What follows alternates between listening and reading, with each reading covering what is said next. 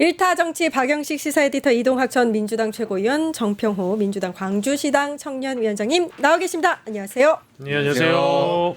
네. 예, JTBC 단독부터 보겠습니다. 증거인멸의 대마왕 네, 윤석열이 일단 체포 시점과 구속이 취소되는 시점, 구속 시점과 구속이 취소되는 시점에 걸쳐서 폐기물 대량으로 나왔다고 하네요. 대통령실에서. 그러니까 지난해 12달에 걸쳐서 77톤이었는데 올해 5월까지만 61톤이었고 그중에서 1월과 3월을 합치면 35톤, 절반 이상이 1월과 3월에 이루어졌습니다. 뭘 이렇게 폐기를 했을까요, 에디터님? 이거는 이제 대통령실에서 이제 그간 어떤 자료들을 생성했고 어떤 내용들을 토대로 해서 뭐 이제 계엄을 진행하려고 했었는지에 대한 증거들을 포함해서요. 그 이후에 계엄이 실패한 이후에 이 증거들을 계엄이 실패한 이후에 법적으로 어떤 부분들을 또 방어할 것인가에 대한 대목까지도 다 준비를 했을 겁니다. 왜냐하면 12월 3일에 계엄이 실패하고 나서 계엄 가담자라든지 계엄 관련자들의 움직임을 보면 실패한 이후의 상황을 개인적으로도 대비를 하지만 조직적으로 또 대비를 하거든요. 즉 개인의 경우에는 스마트폰을 바꾸거나 다른 식으로 뭐 이제 내용들을 지우는 방법을 택하거나 조직적으로는 뭐 PC를 용광로에 이제 이건 이제 윤재순 전 총무 비서관이 과거 뭐 강의구 부속실장이나 윤재순 총무비서관 등등이 이 대통령실 부하 직원들에게 지시를 내렸다라고 이제 추정되는 내용들로 이제 특검이 조사한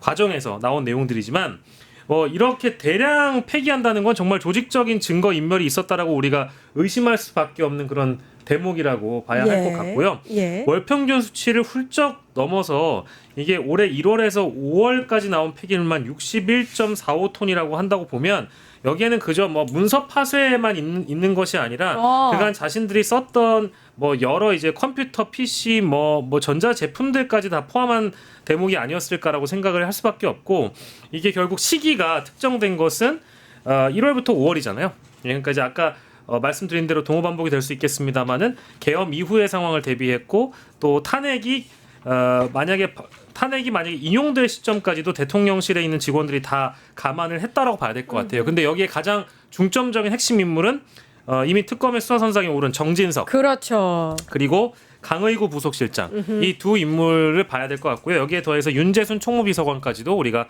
포함해서 이때 어떤 일이 있었는지 조사를 해봐야 되겠습니다. 네, 정진석 비서실장 말씀하시는 이유가 공용 PC를 이제 거기에 저장된 기록과 모든 서류들을 폐기하라고 지시한 인물입니다.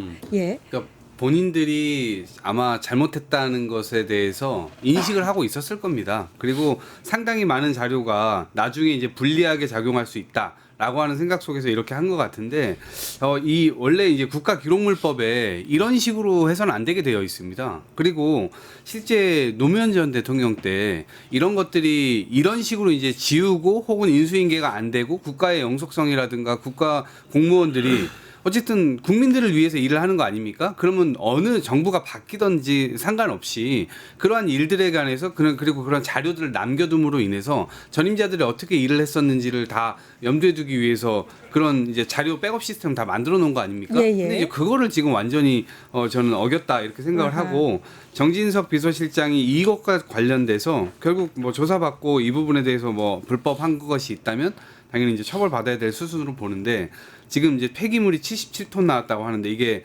대통령실의 폐기물은 사업장 폐기물이에요. 그래서 톤당 20만 원에서 25만 원 정도가 들어요. 그러면 지난해만 하더라도 1억 5천에서 1억 9천이 들은 거예요. 폐기물 처리하는 비용만. 근데 지금 상반기도 아니고 지금 5월까지만 61톤이라고 하면 이것만 해도 1억 5천 돈 되거든요. 근데 이거를 과연 국가의 어떤 기록물을 이거를 폐기하기 위해서 또 국가 세금을 또 썼다. 그럼 이게 지금 아직 우리 민주당에서는 지금 폐지하겠다고 나섰던 배임죄 같은 거 이런 거 이제 형성될 수가 있는 거예요. 예. 국가에 손해를 끼쳤기 때문에 그런 지점에서 한번 좀 대부분 다 살펴봐야 될 주제들인 것 같습니다. 예. 그러니까 이거를 이제 누가 지시했느냐의 문제인데 정진석 비서실장이 직접적으로 지시를 했더라도 윤석열이 혹시 맨 위에서 그걸 지휘한 게 아니냐라는 의혹이 있는 거거든요. 그러면 이제 사후 계엄 선포문도 폐기가 됐는데 그것도 윤석열 지시 아니냐? 아니냐 이렇게 또 의심을 해볼 만한 거예요. 사실 이렇게 의심의 지점은 넘어섰고요. 윤석열이 지시를 했다라고 저는 보고 있고, 그다음에 이게 평소에 이 폐기되는 양보다 많아질 수밖에 없었던 이유가 제가 봤을 때는 플랜 A, B, C까지 다 가지고 있었기 때문에 폐기했던 양들이 많아지지 않았을까라고 저는 생각을 합니다.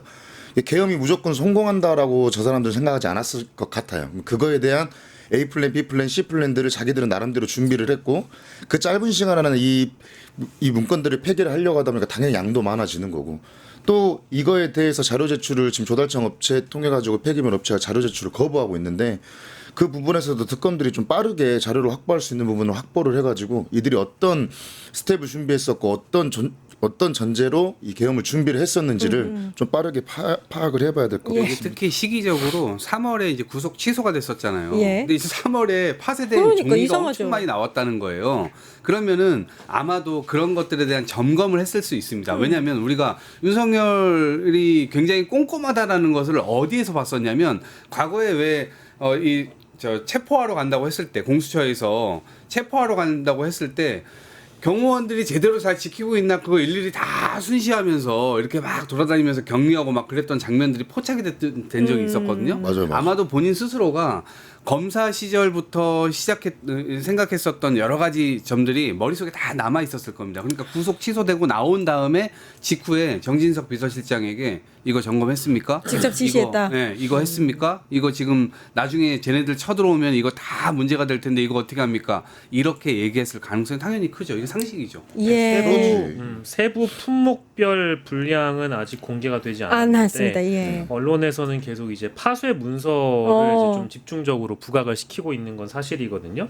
그러니까 이제 첫 번째로는 파쇄된 문서 이외의 것들은 혹시 무엇이 있는가, 이거를 좀 알아봐야 될 것 같고요. 뭐 분량도 분량입니다만 일단 전 내용이 중요한 것 같아요. 예. 내용. 그래서 예. 만약에 뭐 전자제품이나 이런 것들은 굉장히 좀 큰 덩어리이기 때문에 작은 쪽으로 좀 좁혀보면 USB 같은 것들도 분명히 있을 수 있거든요. 만약에 이거를 이제 폐기했다라고 한다면 그 안에 내용이 어떤 게 있느냐, 이런 것까지도 우리가 다 감안을 해서 봐야 될 것 같고요. 그러니까 이거는 아직 조직적인 증거인멸이기 때문에 뭐 이제 앞서 두 분 잘 말씀해주신 대로 윤석열, 정진석, 강의구, 윤재순 등등 관련 인물들이 어디까지 인지하고 있었고 어떻게 이것을 실행하기 위해서 계획했고 누구에게 또 지시했는지 이런 것들을 다 우리가 파악을 해봐야 되겠죠. 예.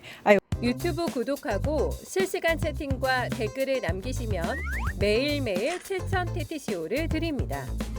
참여 방법은 통통물 어플을 다운로드하고 회원가입과 로그인을 해주세요. 마이페이지에서 나의 회원 고유 번호를 복사해주세요.